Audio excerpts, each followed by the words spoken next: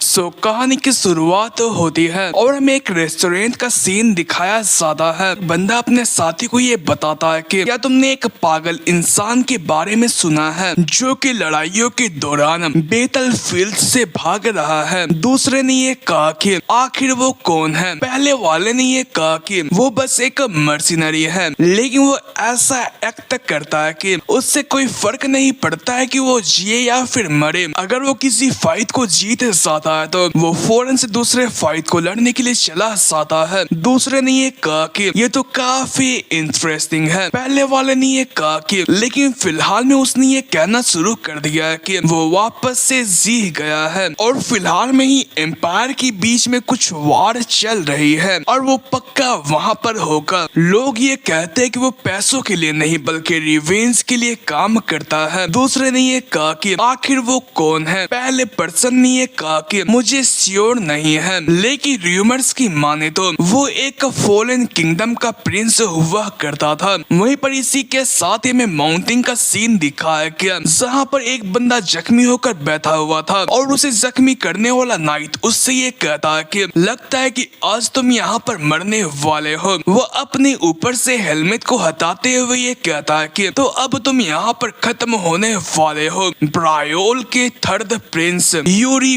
ब्रायोल। वहीं पर ये बंदा काफी जख्मी था। उसने अपने मन के अंदर ये कहा कि मेरा नाम यूरी ब्रायोल है और मेरी ही वजह से जो मेरा किंगडम था वो खत्म हुआ था। इसी के साथ ही में 10 साल पहले एक कैसीनो का सीन दिखाया जाता है जहाँ पर यूरी जो कि 18 साल का था वो गेमलिंग कर रहा था और वो गेमलिंग के अंदर जीतने की वजह से काफी खुश था और उसने ये कहा कि आज मैं काफी लकी हूँ। तभी उसका एक साथी जिसका नाम अर्नांडो था वो यूरी से ये कहता है कि मैं इस बात से काफी इम्प्रेस्ड हूँ, लेकिन मुझे ये जानना है कि आप हर बार कैसे जीत रहे हैं। इस पर एक दूसरे बंदे ने ये कहा कि ये सिर्फ एक लक है, इसमें कुछ ज्यादा स्पेशल वाली बात नहीं है। वहीं पर सारे के सारे लोग खेलना छोड़कर उठ रहे थे। इस पर यूरी ने उनसे ये कहा कि इतने जल्दी क्यों उठना चाहिए, चलो मैं अपने डबल पैसे लगाने वाला हूँ। लेकिन अभी अर्नांडो ने उससे ये कहा कि हमें यहाँ पर से चलना चाहिए, अगर ऐसा ही चलता रहा तो कुछ गलत हो सकता है। तभी वो बाकी के गेमलिंग में से एक गेमलिंग पर्सन ने गुस्से से टेबल के ऊपर पाँव मारते हुए ये कहा कि जब तक हम तुम्हें अच्छे तरीके से जाने दे रहे हैं तुम्हें शांति से चले जाना चाहिए। क्या तुम्हें ये लगता है कि हमें ये पता नहीं है कि तुम हमारे साथ स्कैम कर रहे हो। दूसरे गेमलिंग पर्सन ने ये कहा कि तुम काफी गंदे तरीकों का इस्तेमाल कर रहे हो। ये सुनकर यूरी भी गुस्सा हो गया और उसने ये कहा कि क्या तुम्हें ये पता है कि आखिर मैं कौन हूँ। एक गेमलिंग पर्सन ने ये कहा कि तुम्हारे बिहेवियर को देखकर ये लगता है कि तुम एक नोबल नहीं हो सकते हो। क्या तुम कहीं के किंग अपने आप को समझ रहे हो। दूसरे गेमलिंग पर्सन ने ये कहा कि अगर तुम किंग भी हुए तो हम फिर भी तुमसे फाइट करेंगे। वहीं पर वो इसी तरीके से यूरी की काफी बेइज्जती उड़ाते हैं। इस कारण से यूरी काफी गुस्सा हो गया और वो जोर से चिल्लाते हुए टेबल को पलट डालता है। ये देखकर ये सारे के सारे लोग काफी हैरान हो गए। यूरी उनके पास आते हुए ये कहता है कि तुम तीनों मेरी बात को ध्यान से सुनो, मैं हूँ यूरी ब्रायोल, ब्रायोल का थर्ड प्रिंस और तुम सारे के सारे लोग आज मेरे हाथों से रिबॉर्न होने वाले हो। ये सुनकर ये सारे के सारे लोग काफी घबरा गए और इसी के साथ ही यूरी उन्हें काफी अच्छे तरीके से तोड़ता है। इसी के साथ ही सीन चेंज हुआ और हमें ये दिखाया गया कि यूरी किस लड़के से मिलने के लिए आया हुआ था। वो उसे ये बताता है कि मैं सीरियस हूँ, फादर ने मुझे अर्जेंटली एक मीटिंग के लिए बुलाया था इसलिए मैं लेट हो गया और मैंने तुम्हें पिजन के जरिए इसके बारे में ऑलरेडी बता दिया था ना। लेकिन ये लेडी इस पर कुछ भी नहीं कहती है। इस पर यूरी ने ये कहा कि क्या तुम इस दफा मुझे माफ कर सकती हो। वहीं पर इसके बारे में हमें ये बताया गया कि ये एम्पायर की प्रिंसेस है, इसका नाम ये कटरीना है। कटरीना ने आगे उससे ये कहा कि क्या तुम्हें सच में ऐसा लगता है कि तुम्हें सिर्फ एक बिजी इंसान हो, मुझे भी काम करना पड़ता है लेकिन मैं काम निकाल कर तुमसे मिलने के लिए आया करती हूँ। इस पर यूरी ने ये कहा कि हाँ मैं ये मानता हूँ और वैसे भी फादर जल्दी ही यहाँ पर से जाने वाले हैं इसलिए मुझे केयरफुल रहना पड़ेगा। तभी वो आगे ये कहता है कि तू भी होनेस्ट,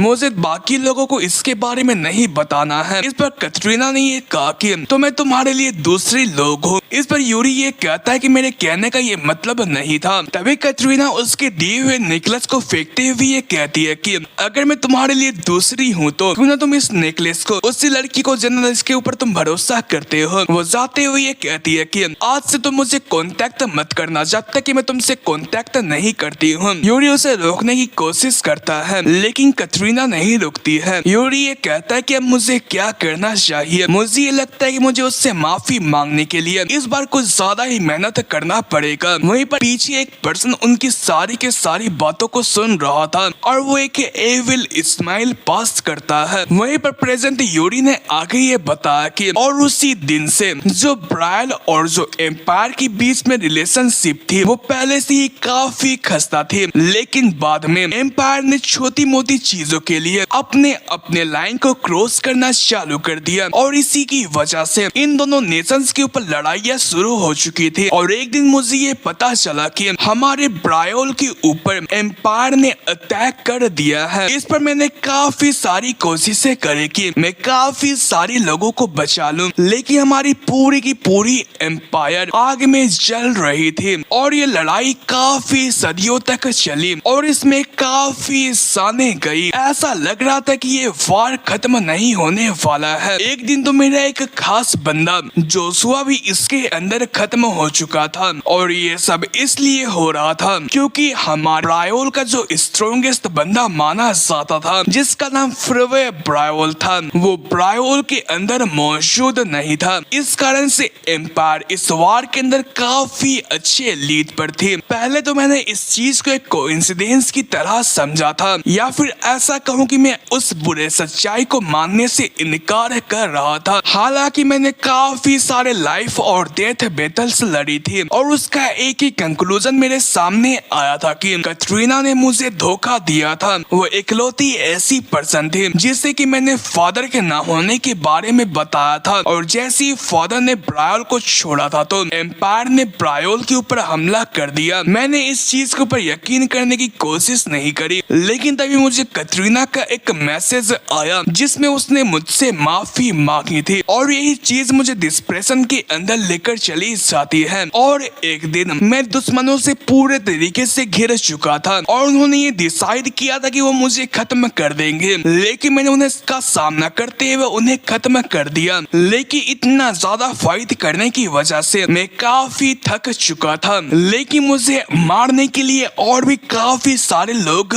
आ गए और उस समय एक ऐसा पल भी आ चुका था जहाँ पर मैं मरने वाला था और मैंने अपनी आंखें भी बंद कर ली। लेकिन तभी मेरे एक साथी लोरेंट ने अपने आप को सेक्रीफाइस करते हुए मेरी जान को बचा ली और वो पल मेरे लिए काफी शौकीन था। वहीं पर लोरेंट ने अपनी आखिरी सांसों में ये कहा कि आप प्लीज इस जगह को छोड़कर चले जाए। मैंने उसे बचाने के लिए आगे की तरफ कदम बढ़ाने को सोचा, लेकिन मेरे और सोल्जर्स ने मुझे ये करने से रोक दिया और उन्होंने मुझसे ये कहा कि मैं ही इस ब्रायोल का आखिरी होप हूँ, इसलिए मुझे यहाँ पर से जाना होगा। इसलिए मुझे नाश चाहते हुए भी बेतल फील्ड को छोड़ते हुए भागना पड़ा और मैं एक घर के अंदर जाकर छुप गया जहाँ पर कुछ बंदे मुझे खोजते हुए आ गए। मैंने उस वक्त पर अपने मन के अंदर ये कहा था कि मैं हमेशा के लिए छुपा हुआ नहीं रह सकता हूँ, मुझे किसी भी हाल में निकलना होगा। तभी मुझे अपने फादर के बारे में ख्याल आया कि वो भी शायद से खत्म हो चुके होंगे। तभी इस घर का दरवाजा खुला और सामने से एक पर्सन मेरे सामने आया। उस वक्त मुझे ये लगा कि मैं मारा जाने वाला हूँ, लेकिन मैंने उस पर्सन से भीख मांगी। मैंने उससे ये कहा कि मुझे जिंदा छोड़ दो, अगर मैं मारा जाता हूँ तो ब्रायोल पूरे तरीके से खत्म हो जाएगी। इस पर उस पर्सन ने मुझसे ये कहा कि मुझे माफ करना, मैं तुम्हें सारी की सारी चीजें एक्सप्लेन तो नहीं कर सकती हूँ, लेकिन एम्पायर ने जो भी गंदा काम करा है वो उसका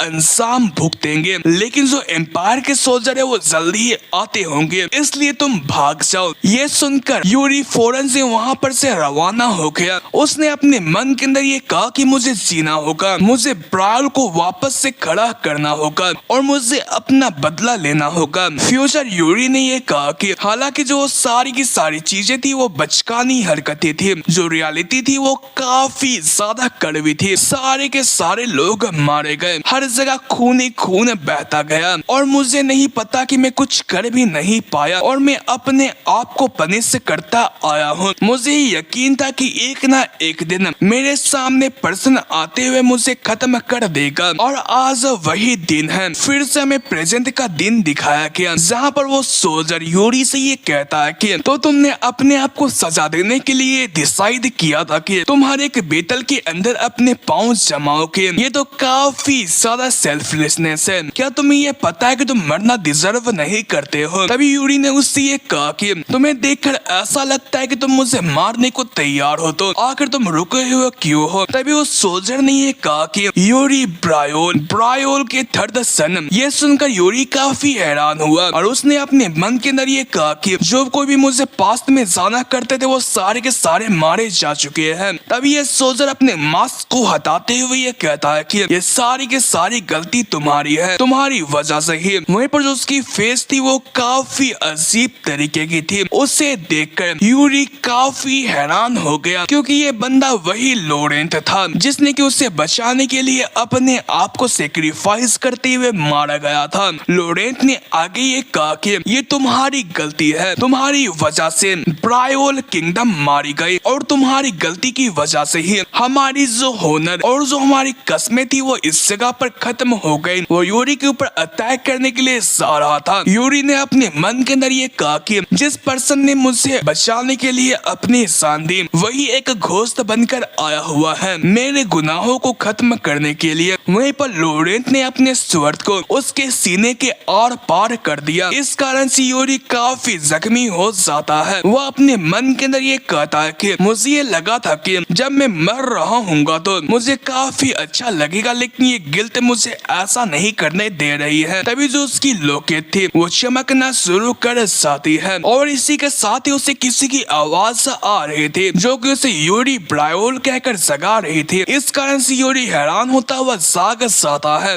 वो वापस से रिंकारनेट हो चुका था। वहीं पर सामने एक बंदा मौजूद था जो कि उससे ये कहता है कि ये बिलीव कर पाना काफी मुश्किल है कि तुम 3 दिनों से सोते आ रहे हो, क्या तुम ठीक हो? उसे देखकर यूरी ने ये कहा कि क्या फादर? उसने अपने मन के अंदर ये कहा कि फादर तो मारे जा चुके हैं, तो आखिर वो यहाँ पर क्या कर रहे हैं? वहीं पर वो उनसे आगे ये कहता है कि तो फादर आप भी हेल के अंदर आ चुके हैं। इस पर फादर हैरान हो गए। यूरी उनके हाथ को पकड़कर ये कहता है कि ये सारी की सारी चीजें वो सेंस मेक कर रही है। एक ऐसा पर्सन जो कि हमेशा होनर की बातें करता था वो जरूर हेल के अंदर ही आएगा। ये सुनकर उसके फादर उसके सर के ऊपर एक ततली बजाते हुए ये कहते हैं कि आखिर तुम क्या बकवास कर रहे हो? यूरी ने उनसे ये कहा कि आप हेल के अंदर भी मुझे मार रहे हैं, आप तो काफी बुरे हैं। तभी उसके सामने से एक पत्ता उड़ता हुआ आ रहा था। ये देखकर वो काफी हैरान हुआ और वो बाहर की तरफ देखता है और वो अपने मन के अंदर ये कहता है कि वो लोग यहाँ पर नहीं हैं, वो लोग यहाँ पर नहीं हैं। अगर ये हेल होती तो यहाँ पर काफी सारे गुनहगार लोग मौजूद होते और डीमंस भी मौजूद होते। तभी उसकी नजर सामने की तरफ पड़ती है जहाँ पर और भी लोग मौजूद थे। वहीं पर इन सभी चीजों को यूरी हैंडल नहीं कर पाता है और वो बेहोश हो जाता है। वहीं पर उसकी उम्र के बारे में बताया गया वो अभी के वक्त पर 13 साल का है। वहीं पर यूरी ने आगे ये बताया कि पहले मुझे ये लगा था कि ये एक सपना हो सकता है या फिर ये एक लंबा सा déjà vu, लेकिन मैंने कितनी ही कोशिश क्यों न कर ली, मैं जाग नहीं पा रहा था और ना ही ये दुनिया खत्म हो रही थी, बल्कि वो भुला चुकी मेमोरीज वापस से रिपीट हो रही थी। इसलिए मैंने ये एक्सेप्ट कर लिया कि मैं पास्ट में वापस आ चुका हूँ। मैं उस स्प्रिंग के महीने में आ चुका हूँ जब मैं 13 साल का हुआ था, तो मुझे एक और चांस दिया गया है। वहीं पर अगले दिन का सीन दिखाया गया जहाँ पर उसकी सर्वेंट उससे ये कहती है कि योर हाइनेस आप इस जगह पर जाग जाए। आपने ही मुझसे ये कहा था कि आपको जगाना है क्योंकि अभी आपकी स्वॉर्ड ट्रेनिंग की टाइम हो चुकी है। ये सुनकर यूरी हैरान होते हुए जाग जाता है और वो आगे ये कहता है कि एना जल्दी करो और मेरे कपड़े को तैयार करो, नहीं मुझे सबसे पहले नहाना होगा। तभी एना उससे ये कहती है कि योर हाइनेस आप शांत हो जाए, सबसे पहले अपने फेस को धो लीजिए, मैं आपको यहाँ पर हेल्प करूंगी, आप प्लीज बैठ जाए। वहीं पर एना के भी पास्ट के बारे में दिखाया गया जहाँ पर उसके पास्ट को वापस से याद करके यूरी काफी उदास हो जाता है। तभी वो एना से ये कहता है कि वो उसे थप्पड़ मारे, वो भी फेस के ऊपर सीधे से। ये सुनकर एना हैरान होते हुए ये कहती है कि मुझे माफ कीजिएगा, क्या आप मुझसे एक बड़ा गुनाह करवाना जाते हैं। इस पर यूरी ने ये कहा कि ये गुनाह नहीं है बल्कि ये मेरा ऑर्डर है। वहीं पर यूरी उससे एक और बार कंफर्मेशन मांगती है। इस पर यूरी उससे ये कहता है कि मैं कभी भी अपने वर्ड के पीछे नहीं जाता हूँ। वो अपने बात को कंप्लीट कर पाता उससे पहले ही थप्पड़ की एक जोरदार आवाज आती है। इसी के साथ ही में ट्रेनिंग ग्राउंड का सीन दिखाया गया जहाँ पर यूरी गाल सूजे हुए गाल से ट्रेनिंग कर रहा था और वो अपने मन के अंदर ये कहता है कि मैं ये भूल चुका था कि एना कितनी ताकतवर है। वो इस बात से भी काफी हैरान था कि उसे कोई भी दवाइयां नहीं लगा रहा है और वो जिस बंदे के साथ ट्रेनिंग कर रहा है उसने उसके गाल के बारे में एक दफा भी नहीं पूछा। वहीं पर इसके बारे में बताया जाता है ये एक स्वर्ड इंस्ट्रक्टर बर्नार्ड होता है। यूरी आगे अपने मन के अंदर ये सोचता है कि इंस्ट्रक्टर मेरे स्टेंस को सही नहीं कर रहे हैं, उससे छोटा मोटा स्पार कर रहे हैं। आखिर उन्होंने कब से मुझसे ये छोटा मोटा स्पार करना शुरू किया था। वहीं पर पास्ट का एक सीन दिखाया जाता है जहाँ पर इंस्ट्रक्टर ने यूरी के फादर से ये कहा था कि भले जो प्रिंस उनके पास काफी सारे टैलेंट मौजूद है लेकिन वो उनका वेस्ट कर रहे हैं। अगर वो और भी दिल लगा के ट्रेनिंग करते तो वो काफी अच्छा ब्रायोल्स के लिए ब्लेसिंग बनकर आते। प्रेजेंट वाले यूरी ने उस बात को याद करके ये कहा कि हाँ वो चीज वहीं पर से शुरू हुई थी क्योंकि मैं अच्छी तरीके से ट्रेनिंग नहीं कर रहा था तो हम उसी वक्त से सिर्फ स्पार ही किया करते थे और जब मैंने ये सुना कि मैं किसी भी काम का नहीं हूँ तो मैं और भी लेजी हो गया था। वहीं पर फिर से प्रेजेंट का सीन दिखाया गया। यूरी इंस्ट्रक्टर से ये कहता है कि बर्नार्ड मैं ये चाहता हूँ कि आज से और अभी से तुम मुझे अच्छे तरीके से सिखाओ। मैं यूरी ब्रायोल अब मैं अपना पूरा दूंगा। इस पर इंस्ट्रक्टर ने ये कहा कि योर हाइनेस मुझे ये नहीं पता है कि आखिर आपको क्या हो चुका है लेकिन मैं समझ चुका हूँ। और उसने ये कहकर अपने ओरा को रिलीज करना शुरू कर दिया और उसने आगे ये कहा कि आज से और अभी से आपकी जो रियल ट्रेनिंग है वो शुरू होने वाली है। और इसी के साथ ही उसने काफी तेजी से आगे बढ़ते हुए यूरी के ऊपर अटैक कर दी। ये देखकर यूरी काफी हैरान था और वो उसे रुकने के लिए कहता है। ये सुनकर इंस्ट्रक्टर उसके पीछे चला जाता है। यूरी ने अपने मन के अंदर ये कहा कि मैं तो ये भूल ही चुका था कि बर्नार्ड को पहले स्वर्ड डीमन कहा जाता था। इसी के साथ इनकी ट्रेनिंग शुरू हुई और हमें ट्रेनिंग के बाद का सीन दिखाया गया जहाँ पर यूरी थक हार कर नीचे की तरफ लेट जाता है। उसने अपने मन के अंदर ये कहा कि तो ये होती है रियल ट्रेनिंग स्वर्ड डीमन के साथ। अगर मेरे पास मर्सिनरी की एक्सपीरियंस मौजूद नहीं होती तो मैं काफी गंदे तरीके से पिटता लेकिन फिर भी ये थका देने वाला है। लेकिन अगर ऐसा ही चलता रहा तो मैं काफी जल्दी इम्प्रूव कर लूंगा। ये उतना भी बुरा नहीं है। इंस्ट्रक्टर भी इस बात से काफी हैरान था कि यूरी ने उसके सारे के सारे अटैक्स को ब्लॉक कर लिया। वो हैरान था कि आखिर यूरी कब इतना इम्प्रूव कर पाया था। तभी यहाँ पर एन्ना ने आकर ये कहा कि योर हाइनेस आप ट्रेनिंग करना बंद कर दे। हिज मजेस्टी आपसे मुलाकात करना चाहते हैं। यूरी ने ये पूछा कि आखिर क्यों। एन्ना ने ये बताया कि जो काउंट जोहानेस है उन्होंने अपनी बेटी को लेकर आया हुआ है। काउंट जोहानेस के बेटे के बारे में सुनकर यूरी को वो पास्ट का सीन याद आया जहाँ पर उसी के बेटे ने एम्पायर से हाथ मिलाते हुए ब्रायल को धोखा देते हुए ब्रायल का गेट खोला था। उसका नाम गोत बरक्वार है। वहीं पर यूरी इस बात से काफी गुस्सा हो चुका था और वो एन्ना से ये पूछता है कि आखिर वो जाहिल इंसान कहाँ पर है। इसी के साथ ही में डाइनिंग रूम का सीन दिखाया जाता है जहाँ पर सारे के सारे लोग मौजूद थे। वहीं पर काउंट यूरी के फादर से ये कहते हैं कि जो थर्ड प्रिंस है वो पहले से काफी अलग लग रहे हैं। वो पहले से हल्का वजन बढ़ा चुके हैं। फादर ने ये कहा कि मेरे ख्याल से मुझे ये लगता है कि मेरे बेटे ने कुछ गलत दवाइयाँ ले ली है। काउंट ने ये कहा कि अगर ऐसी बात है तो मैं ये चाहता हूँ कि मेरे बेटे को भी वो दवाइयाँ दिए जाए। इस पर फादर ने ये कहा कि जो आपका बेटा है वो पहले से ही काफी स्मार्ट है। काउंट ने ये कहा कि लेकिन उससे भी काफी सारा काम करना है। वहीं पर जो गोत था वो सारे के सारे प्रिंस को देख रहा था और वो जैसे ही यूरी को देखता तो वो काफी हैरान हो जाता है क्योंकि यूरी उसे गुस्से से देख रहा था। इस पर ये दूसरा प्रिंस उससे ये कहता है कि क्या तुम्हें उससे कोई दिक्कत है क्या। यूरी ने ये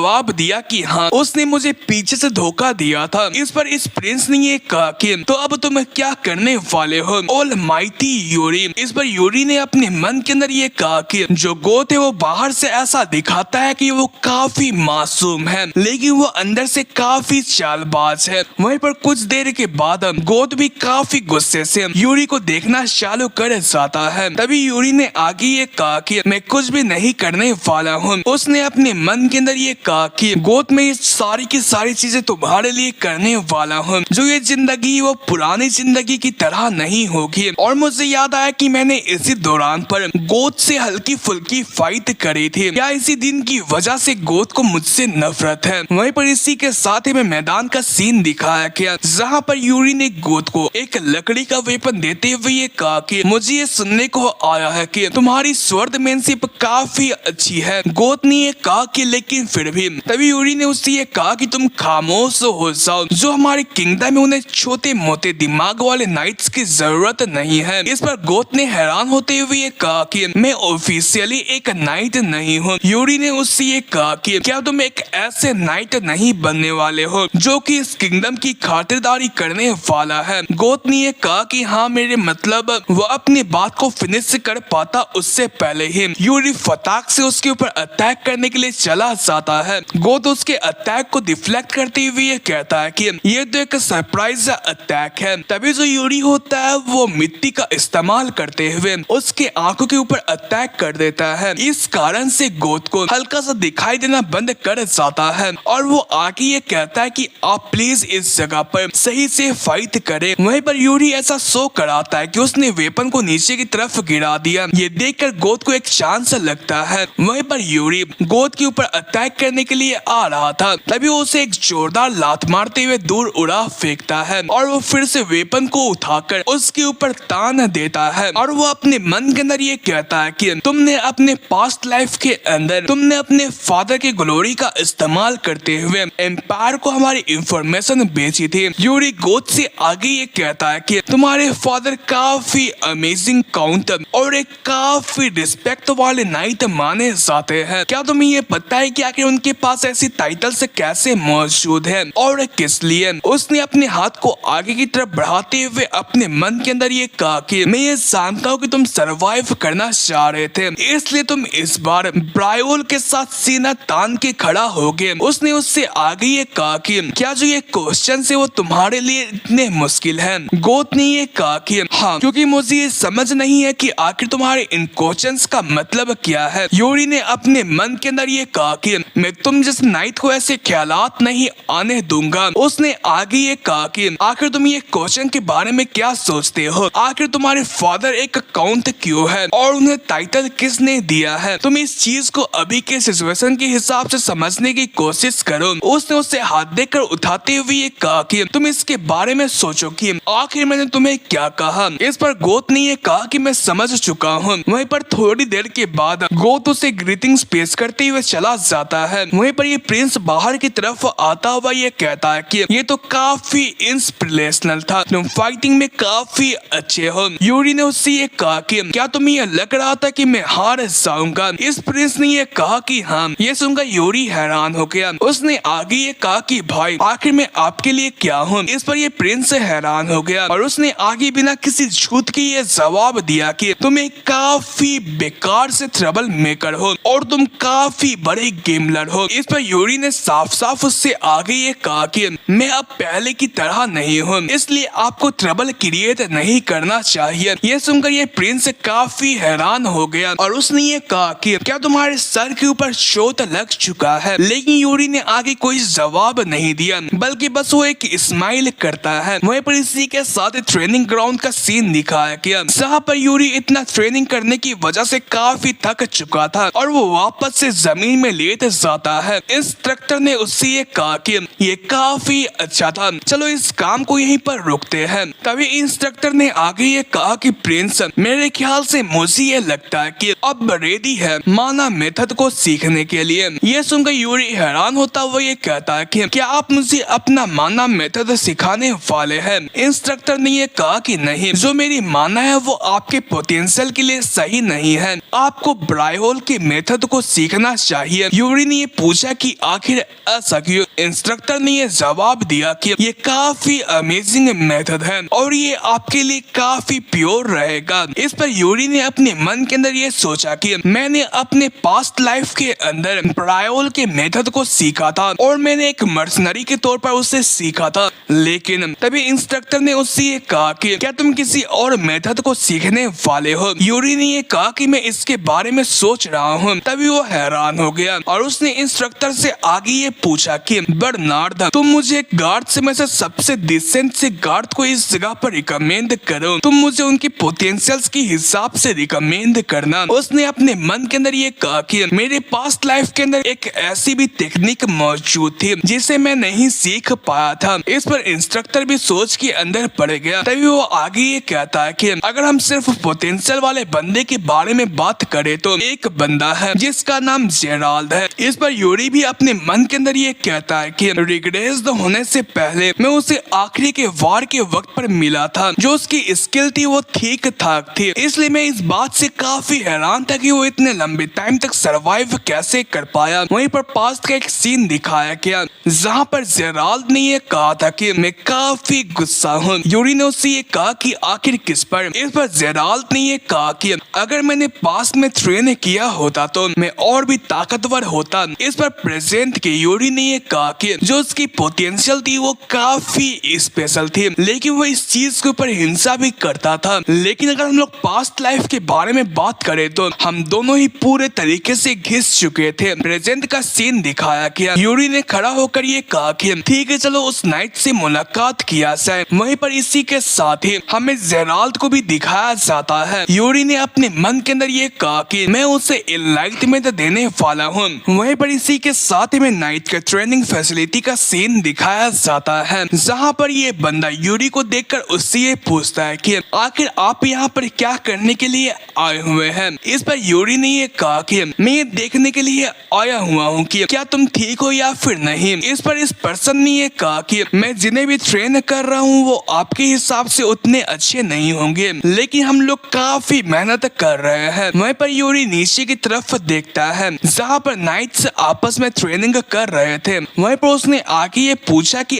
आखिर जेराल्ड कहाँ पर है। इस पर इस बंदे ने ये कहा कि वो तो एक न्यू कमर है, वो उस साइट पर मौजूद है। वहीं पर यूरी ने उसे देखते हुए अपने मन के अंदर ये कहा कि अब मुझे जेराल्ड की बातों की समझ में आ चुकी है कि किसी को भी अपने टैलेंट को बाहर निकालने के लिए काफी तगड़े तरीके से ट्रेनिंग करनी पड़ती है, लेकिन वो इस जगह पर सिर्फ थोड़ी मोड़ी ट्रेनिंग कर रहा है। वो आगे ये कहता है कि अगर ऐसा ही चलता रहा तो उसके ऊपर जंग लग जाएगा। इस बंदे ने ये कहा कि अब मैं समझ आ चुका हूँ, तो क्या आप उससे इस पार करने वाले हैं। यूरी ने ये कहा कि हाँ। वहीं पर इसी के साथ ही यूरी जेराल्ड के साथ इस पार करने के लिए नीचे की तरफ आ जाता है। वहीं पर बाकी के लोग जेराल्ड से ये कहते हैं कि ओ न्यू कमर तुम्हें संभल कर फाइट करना चाहिए। यूरी ने आगे ये कहा कि सर जेराल्ड मुझे ये सुनने को आया है कि आपके पास काफी गिफ्टेड टैलेंट मौजूद है, क्या आप मुझे ये दिखाना चाहेंगे कि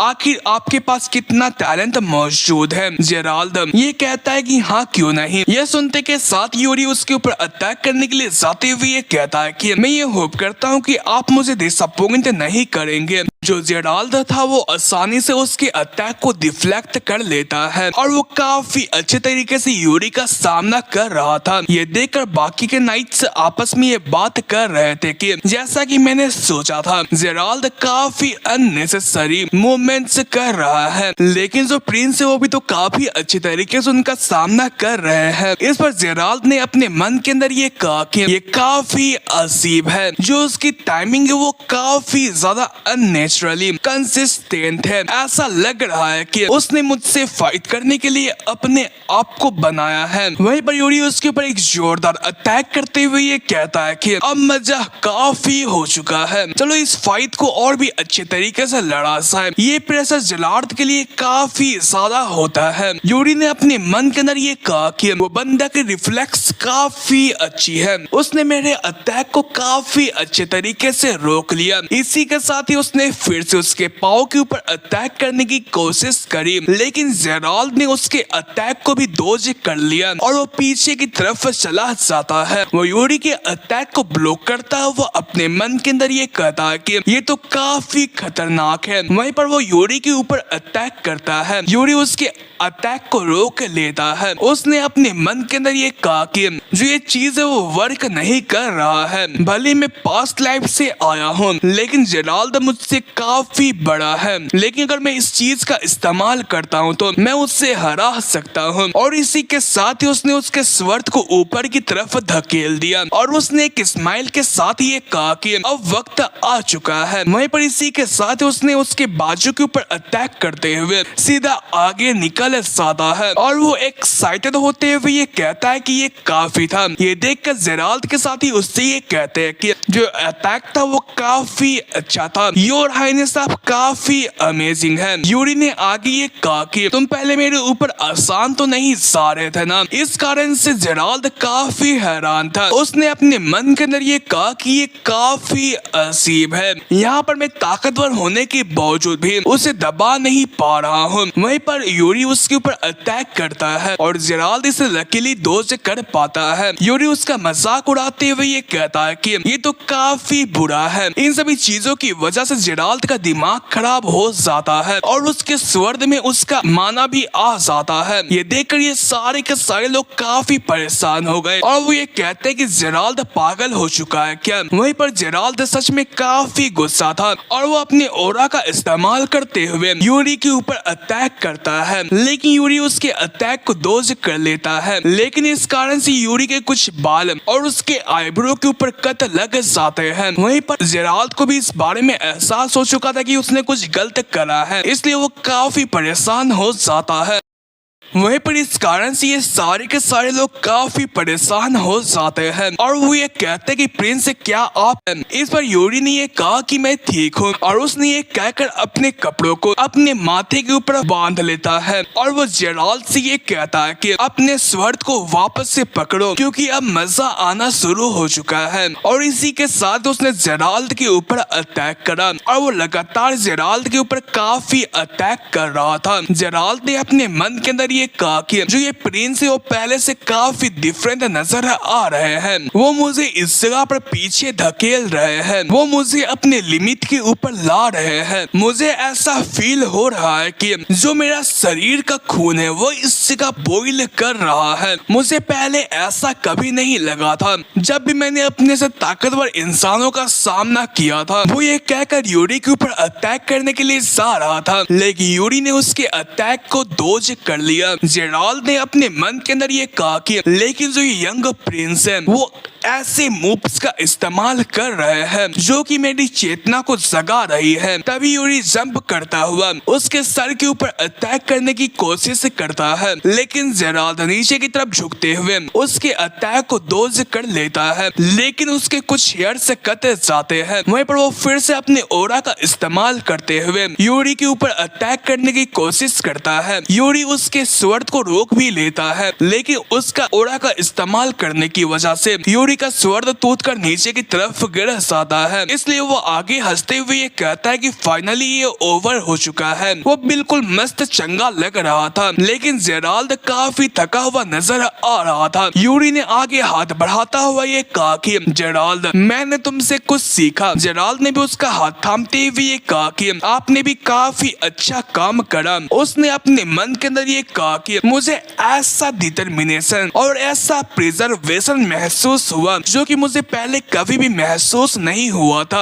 आखिर इन जैसा यंग बंदा। वहीं पर वो काफी टाइम तक यूरी का हाथ पकड़ा हुआ था, इसलिए यूरी उससे ये पूछता है कि आखिर तुम क्या कर रहे हो। इस पर जेराल्ड हैरान हो जाता है। यूरी ने उससे ये कहा कि आखिर तुम मेरे हाथ को क्यों पकड़े हुए हो। यह सुनकर जेराल्ड फौरन से अपने हाथ को पीछे की तरफ ले लेता है। यूरी ने आगे ये कहा कि तुमने इस प्रिंस के सर से खून निकलवाया और तुम बस इस जगह पर खड़े हुए हो। यह सुनकर जेराल्ड ने माफी मांगकर फौरन से बैंडेज लेने के लिए चला गया और यूरी फिर से जमीन के अंदर लेट जाता है, लेकिन बाकी के जो नाइट थे वो ये देखकर काफी अमेज्ड हो चुके थे और वो यूरी से ये कहते हैं कि योर हाइनेस आप काफी अमेजिंग है। लेकिन तभी इस जगह पर इन सभी का कैप्टन भी आ जाता है और वो यूरी को देखकर ये कहता है कि ये तो काफी कमाल का है। वहीं पर मैं इसके बारे में बताया जाता है। ये ब्रायोल के गार्ड का कैप्टन सानेद होता है। वहीं पर इसी के साथ हमें कुछ दिनों के बाद का सीन दिखाया जाता है। जेराल्ड कहीं पर जा रहा था, तभी उसे यूरी आवाज लगाते हुए ये कहता है कि क्या जो तुम्हारी शिफ्ट है वो खत्म हो चुकी है। वो आगे जाते हुए ये कहता है कि मेरे पीछे आओ, हमें कहीं पर जाना है। जेराल्ड ने ये कहा कि मुझे अभी ट्रेन करना है। यूरी ने ये कहा कि मुझे ये लगता है कि तुम अब पूरे तरीके से सुधर चुके हो, लेकिन ये सारी की सारी चीजें मेरी वजह से हुई है, इसलिए तुम्हें मेरे एहसानात को चुकाना होगा। इस पर जेराल्ड इसके लिए मान जाता है।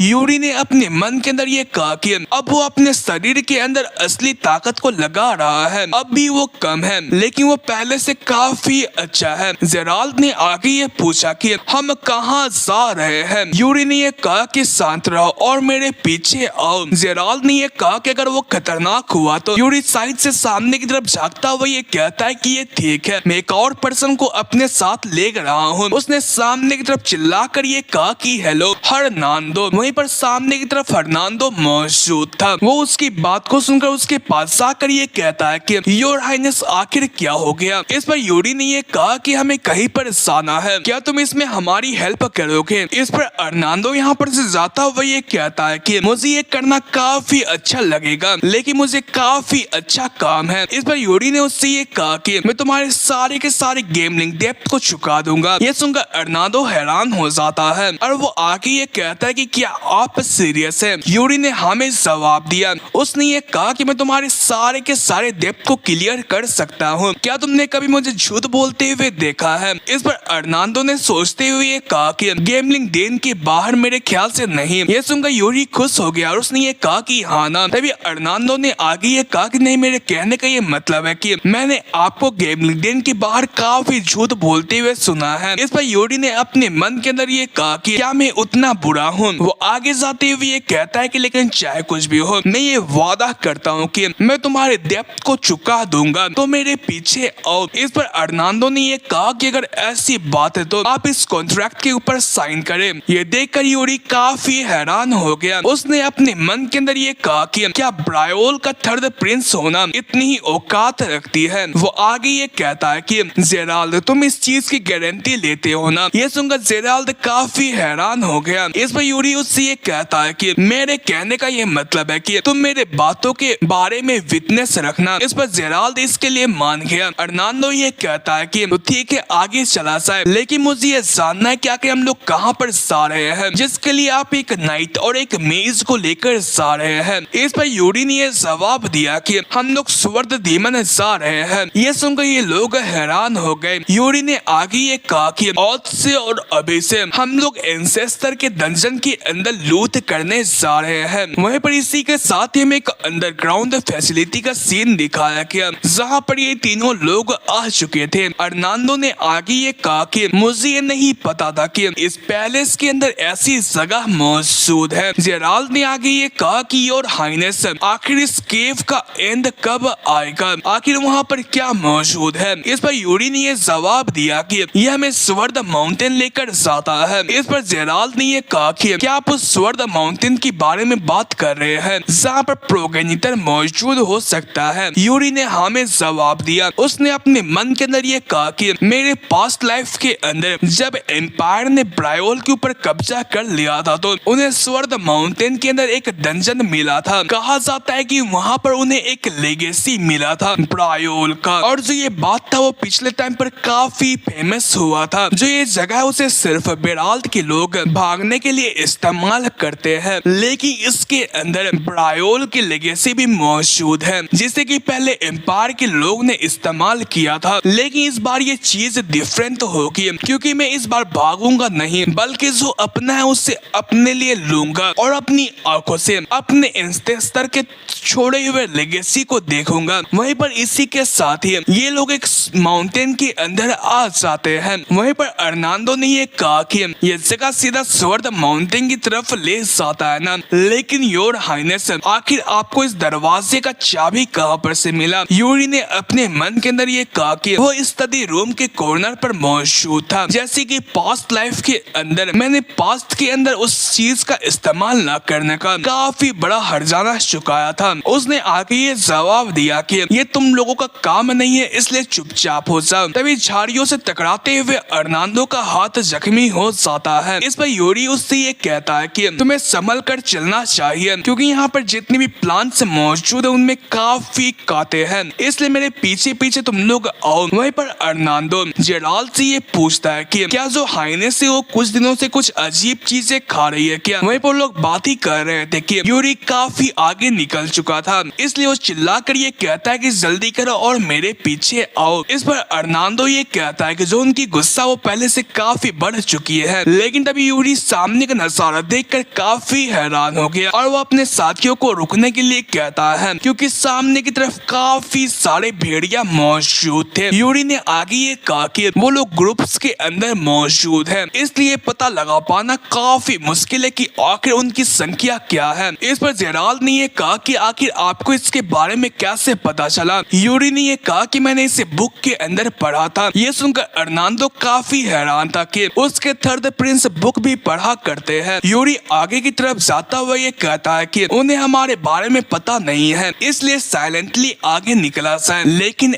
ऐसे कैसे। तभी अर्नांडो का पैर एक सूखी लकड़ी के ऊपर पड़ जाता है और इससे एक आवाज होता है और वो इस जगह पर कांड करने के बाद एक ऑकवर्ड स्माइल करता है और इसी के साथ ही भेड़ियों को उनकी लोकेशन पता चल जाती है और वो उनके ऊपर अटैक करने के लिए आ जाती है। एक भेड़िया सीधा अर्नांडो के ऊपर अटैक करने के लिए आ रहा था, लेकिन जेराल्ड ने उस भेड़िए को खत्म करते हुए अर्नांडो को बचा लिया। यूरी ने आगे ये कहा कि जेराल्ड तुम तो काफी कमाल के बंदे हो। हालांकि यहाँ पर एक अल्फा उल्फ का अटेंशन भी हमें मिल चुका है। एक बहुत ही खतरनाक उल्फ इनकी तरफ देख रहा था और वो एक जोरदार दहाड़ मारते हुए अपने और भी काफी सारे उल्फ को यहाँ पर बुला लेता है। जेराल्ड ने आगे ये कहा कि आप दोनों मेरे पीछे हो जाइए। वहीं पर इसी के साथ ही ये उल्फ इनके ऊपर अटैक करने के लिए आ रहे थे, लेकिन जेराल्ड उनका सामना करने के लिए उनके सामने मौजूद था और वो फौरन से अपने ओरा का इस्तेमाल करते हुए इन दोनों उल्फ को खत्म कर देता है। ये देखकर अर्नांडो ने ये कहा कि वो तो सच में इस जगह पर रॉयल गार्ड होने के काबिल है। यूरी ने आगे ये कहा कि वो सच में काफी स्किल्ड है, लेकिन वो अब भी इतना पावरफुल नहीं है कि वो इतने सारे उल्फ का सामना कर पाए। और ऐसा ही होता है, इन सभी उल्फ का सामना करने के कारण से जेराल्ड काफी थक चुका था।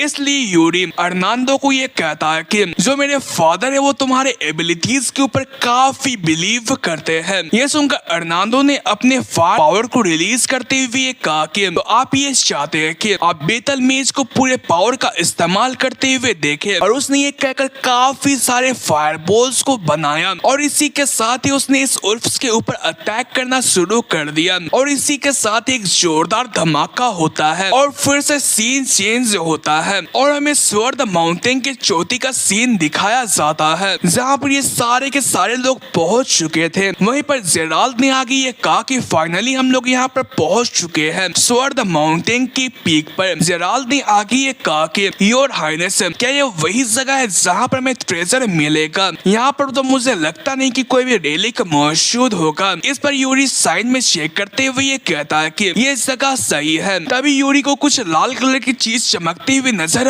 आती है और उसने ये कहा कि मैंने इस चीज को खोज लिया है और ये चीज इस जगह पर एक स्वर्ड होती है। उसे देखकर अर्नांडो ने ये कहा कि इसे देखकर ऐसा नहीं लगता है कि इसे दफना के रखा गया होगा, ये एक न्यू स्वर्ड की तरह दिख रही है। तभी यूरी को इसमें लिखा हुआ मिलता है कि गिल्टी। ये देखकर वो काफी हैरान था। तभी जेराल्ड ने आके ये कहा कि क्या ये फाउंडर की रेलिक है? यूरी ने ये कहा कि किसे इसके बारे में पता हो सकता है। तभी जो ये चोटी होती है वो इस जगह पर डोलना शुरू कर जाती है। ये देखकर यूरी ने ये कहा कि मेरे ख्याल से मुझे ये लगता है कि हम उस जगह को खोजने वाले हैं और इसी के साथ ये चोटी टूट जाती है और ये तीनों लोग इसके नीचे गिरना शुरू कर जाते हैं और ये लोग इसी के साथ ही फिर से एक अलग से टनल के अंदर आ जाते हैं, जहाँ पर वो जेराल्ड के ऊपर गिरा हुआ था और जेराल्ड ने गिरने से पहले अपने ऊपर ओरा का शील्ड बना लिया था। ये देखकर यूरी ने ये कहा कि ये उतना भी बुरा नहीं है। वहीं पर जो अर्नांडो होता है वो एक मेज था, इसलिए वो आराम से उड़ता हुआ नीचे की तरफ आता है। उसने ये कहा कि मेरे इमेजिन करने से हिसाब से ये काफी ज्यादा गहरा है। तभी यूरी ने उससे ये कहा कि क्या तुमने अपने वास्ते मेरे सेफ्टी को ऐसे ही छोड़ दिया था। इस पर अर्नाल्डो ने ये कहा कि हम लोग अर्जेंट सिचुएशन के अंदर था इसलिए ऐसा हो गया। लेकिन तभी अर्नाल्डो को पीछे की तरफ से कुछ आवाज आती है और वो पीछे की तरफ देखता है तो एक बंदा उनकी तरफ बढ़ रहा था। इस पर अर्नाल्डो यूरी से ये कहता है कि योहानिस साहब पीछे की तरफ देखे। इस पर यूरी ने ये कहा कि तुम टॉपिक्स को चेंज नहीं कर सकते हो। इस पर अर्नाल्डो ने ये कहा कि मैं टॉपिक्स चेंज नहीं कर रहा हूँ बल्कि पीछे एक घोस्ट है। ये सुनकर यूरी हैरान होते हुए पीछे की तरफ देखता है तो वहाँ पर एक डेथ नाइट इनकी तरफ बढ़ रहा था। वहीं पर ये देखकर यूरी जेराल्ड को जागने के लिए कहता है लेकिन जेराल्ड अब भी नौटंकी कर रहा था। इसलिए यूरी उसे लात मारते हुए ये कहता है कि जल्दी करो और जाग जाओ। वहीं पर जेराल्ड जागते हुए ये कहता है कि आखिर मैं कहाँ पर हूँ। लेकिन वह जैसे डेथ नाइट को देखता है तो वो काफी हैरान हो जाता है। लेकिन वो फिर यूरी के सामने आ जाता है उसे प्रोटेक्ट करने के लिए और वो आगे ये कहता है कि योहानिस साहब पीछे की तरफ हटिए, मैं उस डेथ नाइट का सामना कर रहा हूँ। वहीं पर यूरी ने अपने मन के अंदर ये कहा कि इसका नाम डेथ नाइट है, जैसा कि इसका नाम है वैसा ही इसका काम है। ये एक ऐसा नाइट है जो कि मरने के बाद वापस जिंदा हुआ है, लेकिन ये मरने के बाद पहले से और भी ज्यादा पावरफुल हो जाते हैं। वहीं पर वो जेराल्ड के आगे जाते हुए ये कहता है कि लेकिन ठीक है वो खतरनाक नहीं है हमारे लिए। इस पर जेराल्ड ने ये कहा कि आखिर आपको इसके बारे में कैसे पता। यूरी इस डेथ नाइट के सामने जाते हुए ये कहता है कि मैं ये फील कर सकता हूँ वो फाउंडर के डंजन को प्रोटेक्ट कर रहा है, इसलिए मुझे ये नहीं लगता है कि वो मेरे खिलाफ हॉस्टाइल हो सकता है क्योंकि मैं फाउंडर के खून से ही आता हूँ। क्या ये सही नहीं है डेथ नाइट? इस पर ये डेथ नाइट अपने स्वर्ड को निकालना शुरू कर जाता है। ये देखकर ये दोनों बंदे यूरी के लिए काफी परेशान हो जाते हैं। तभी ये डेथ नाइट सामने की तरफ स्ट्राइक लगाता है। ऐसा लगता है कि उसने यूरी का सर काट दिया है, लेकिन तभी ये डेथ नाइट अपने स्वर्ड को जमीन के अंदर गाड़ देता है। ये देखकर अर्नाल्डो ने आगे ये कहा कि मुझे यकीन नहीं होता है कि हिज हाइनेस के सर को अलग कर दिया गया है। इस पर यूरी उससे आगे ये कहता है कि तुम जबान संभाल कर बात करो। अर्नाल्डो ने ये कहा कि मुझे बिलीव नहीं हो रहा है कि जो हर हाइनेस का जो बाल है वो कट चुका है। तभी ये डेथ नाइट आगे ये कहता है कि तुम्हारी जो घमंड है वो उसी की तरह है। यूरी ने ये पूछा कि आखिर किसकी तरह? डेथ नाइट ने बताया कि एरिच बेरियोल की तरह। ये सुनकर ये दोनों पर्सन्स काफी हैरान हो जाते हैं और वो ये कहते हैं कि एरिच बेरियोल तो वही पर्सन है ना जिसके बारे में हर एक बेरियोल जानता है। वो एक ऐसे पियरलेस स्वर्ड्समैन थे जिन्होंने सिर्फ एक ही स्वर्ड का इस्तेमाल करते हुए पूरे के पूरे कॉन्टिनेंट को जीत हासिल कराई थी और वही हमारे ब्रायोल के फाउंडर थे और उसके पहले राजा। यूरी ने डेथ नाइट से आगे ये कहा कि क्या मैं पहला इंसान हूँ जो कि इस जगह पर आया हुआ है? डेथ नाइट में हाँ में जवाब दिया। उसने आगे ये कहा कि जबकि तुम्हारे पास वो स्वर्ड मौजूद है तो तुम डिसेंडेंट हो। इस पर यूरी हैरान होकर इस स्वर्ड को देखता हुआ ये कहता है कि तो क्या सच में एक पियरलेस ट्रेजर है जिसे कि हमारे फाउंडर ने विल्ड किया था? इस पर डेथ नाइट ने ये कहा कि नहीं, इसका इस्तेमाल मैं किया करता था। ये सुनकर यूरी काफी हैरान हो गया। ये डेथ नाइट ये कहता है कि आखिर तुम अपना फेस ऐसा क्यों बना रहे हो? यूरी ने ये कहा कि मुझे बुरा लग रहा है कि मैंने तुम्हारे सामान को छुआ। इस पर ये डेथ नाइट ये कहता है कि ब्रायोल के डिसेंडेंट, चलो अब मुझे ये बताओ कि आखिर तुम यहाँ पर क्या करने के लिए आए हुए हो? इस पर यूरी ने अपने हाथ को सामने की तरफ फैलाते हुए ये कहा कि मैं हूँ यूरी ब्रायोल, ब्रायोल का तीसरा प्रिंस और मैं एरिच ब्रायोल का राइटफुल सक्सेसर हूँ। मुझे उसकी लेगेसी चाहिए। ये सुनकर ये डेथ नाइट आगे की तरफ जाते हुए ये कहता है कि तो लगता है कि वो टाइम आ चुका है जहाँ पर मुझे अपनी ड्यूटी को फुलफिल करना है। ठीक है, तुम्हें जो चाहिए मैं तुम्हें वो दूंगा। इस पर यूरी उसके पीछे पीछे जा रहा था, लेकिन जेराल्ड इस बात से काफी हैरान था और वो अपने मन के अंदर ये कहता है कि ये बात बिल्कुल भी सेंस नहीं बनाती है कि हम लोग ब्रायोल के फाउंडर के डंजन के अंदर आ चुके हैं और हम लोग अभी डेथ नाइट से बात कर रहे थे। ये एक ऐसी चीज है जो कि रॉयल गार्ड कभी भी इमेजिन नहीं कर सकता है। तभी यूरी जेराल्ड से ये कहता है कि आखिर तुम क्या कर रहे हो? ये सुनकर जेराल्ड काफी हैरान हो गया, लेकिन तभी जेराल्ड को कुछ अजीब सा महसूस होता है। उससे हल्की हल्की पास्ट लाइफ की मेमोरीज से याद आने लगती है, लेकिन वो अपने दिमाग को समझाते हुए ये कहता है कि लगता है कि मैं पागल हो चुका हूँ, और वो इसी के साथ यूरी के पीछे चला जाता है। वहीं पर ये डेथ नाइट सामने रखे एक बड़े से क्रिस्टल के पास जाकर वहाँ पर बैठ जाता है, और इसी के साथ ही इस क्रिस्टल्स के अंदर से काफी पावर रिलीज होती है। इस कारण से इन तीनों को काफी प्रेशर महसूस होता है। डेथ नाइट ने आगे ये कहा कि मैं ये होप करता हूँ कि तुम तीनों इस जगह पर वर्दी हो, और इसी के साथ ही ये तीनों अलग अलग जगह पर टेलीपोर्ट हो जाते हैं। जो यूरी था वो एक रेगिस्तान वाले इलाके के अंदर टेलीपोर्ट हो चुका था। वो ये कहता है कि आखिर ये कौन सी जगह है, तभी उसे नजर आता है कि सामने की तरफ से एक अजीब सा दिखने वाला बंदा उसके पास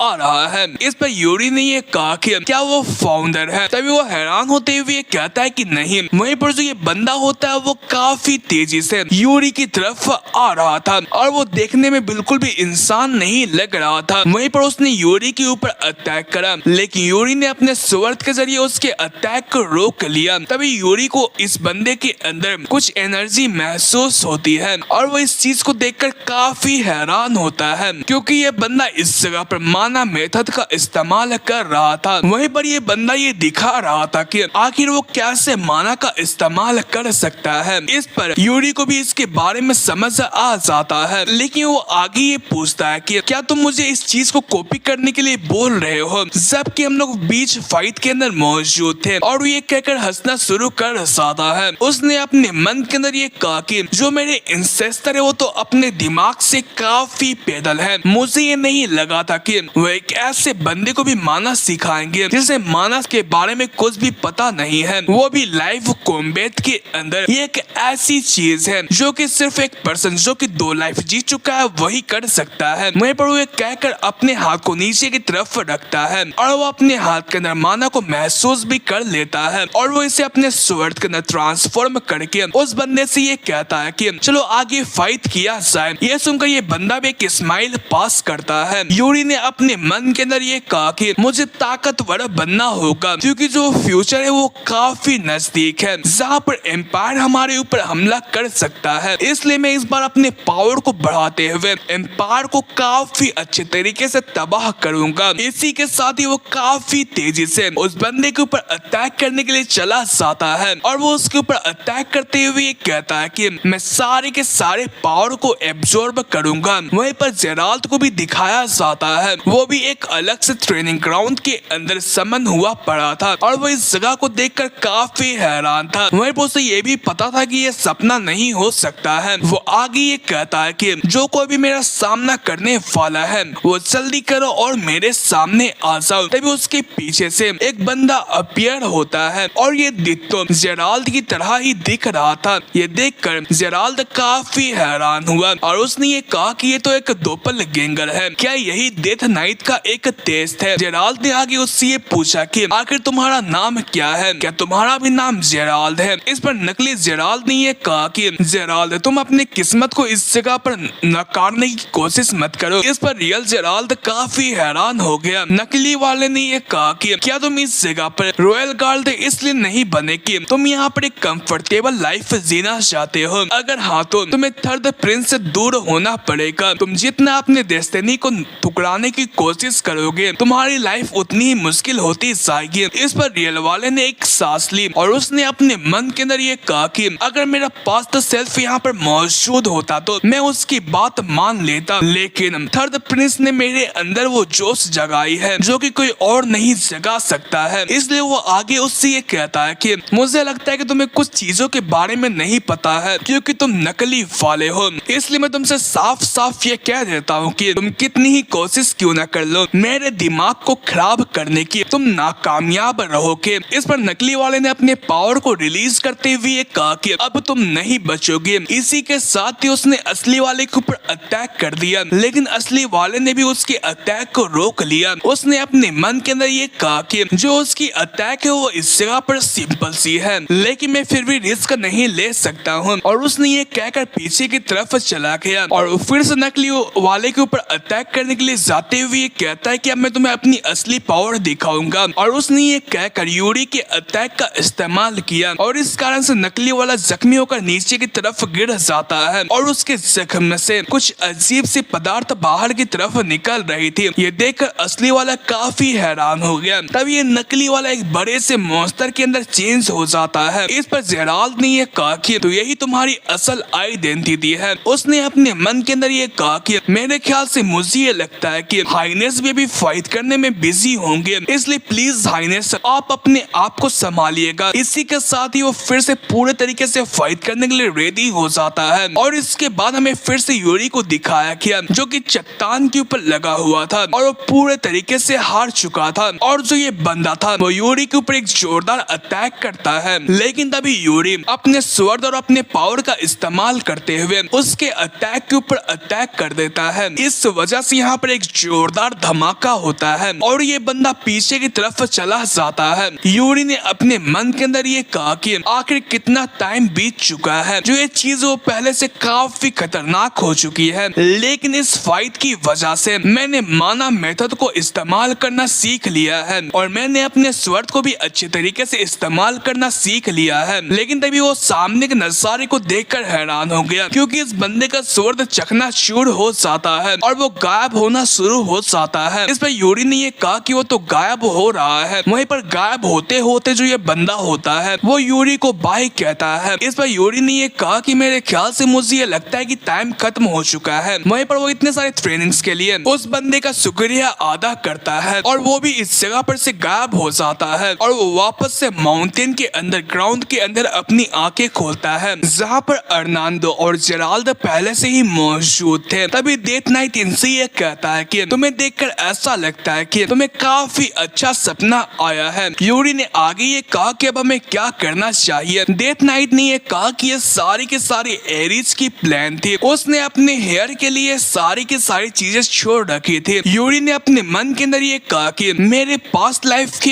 अंदर एम्पायर के द्वारा ये स्वर्ड पूरे तरीके से डिस्ट्रॉय कर चुकी थी क्योंकि ब्रायल फैमिली के अलावा इसका कोई भी इस्तेमाल नहीं कर सकता है। वहीं पर उसने आगे ये कहा कि क्या जो फाउंडर है वो इसी माना मेथड का इस्तेमाल करते थे। डेथ नाइट में ना में जवाब दिया। उसने आगे ये कहा कि उसने काफी सारे मेथड को कंबाइन करते हुए अपने लिए एक मेथड बनाया था और तुम वो पहले इंसान होने वाले हो जिसने इस मेथड को इससे सीखा है। इस पर यूरी ने उससे ये पूछा कि आखिर इस तरीके से अपने नॉलेज को क्यों बांट रहे हैं, वो डायरेक्टली रॉयल फैमिली को तो दे सकते थे। इस पर डेथ नाइट ने ये कहा कि जो ये डंजन है वो सही वक्त पर ही ओपन होता है, इसका मतलब ये है कि सही वक्त आ चुका है उनके पावर का इस्तेमाल करने के लिए। इस पर यूरी ने ये कहा कि वो टाइम कब आने वाला है। डेथ नाइट ने ये कहा कि ये मैं नहीं आंसर करने वाला हूँ बल्कि तुम्हें खुद ब खुद इसके बारे में पता लगाना है। वहीं पर यूरी ने आगे ये पूछा कि आखिर जो माना मेथड मुझे सिखाया गया है आखिर उसका नाम क्या है। डेथ नाइट ने ये बताया कि उसने इसे सोल सेवरेंस के नाम से कहा था। डेथ नाइट ने आगे ये कहा कि यूरी ब्रायोल तुम एक घुटनों के बल मेरे सामने झुक जाओ, मैं तुम्हें तुम्हारे एंसेस्टर के सारी लेगेसी पास कर रहा हूँ। यूरी ऐसा ही करता है। ये डेथ नाइट उसके सर के ऊपर हाथ रखता है। उसने आगे ये कहा कि तुम्हें कभी भी अपने दुश्मनों से डरना नहीं है। यूरी ने हाँ में जवाब दिया। डेथ नाइट ने आगे ये कहा कि और तुम जिसके ऊपर यकीन करते हो तुम्हें यही करना है। यूरी ने हाँ में जवाब दिया। डेथ नाइट ने ये कहा कि और तुम्हें ब्रायोल की ड्यूटी को फुलफिल करना है आखिरी तक। यूरी ने हाँ में जवाब दिया। तभी ये डेथ नाइट उसके बाल को नोचते हुए ये कहता है कि तुम्हें इस बात को याद रखना है जो ब्रायल है वो कभी भी अपने हुनर को अधूरा नहीं छोड़ता है, भले उसके लिए मौत को गले क्यों ना लगाना पड़े। और वो इसी के साथ ही यहाँ पर से गायब हो जाता है। ये देखकर यूरी काफी अचंभित था। वहीं पर इसी के साथ ही हमें वापस से रॉयल फैमिली का सीन दिखाया जाता है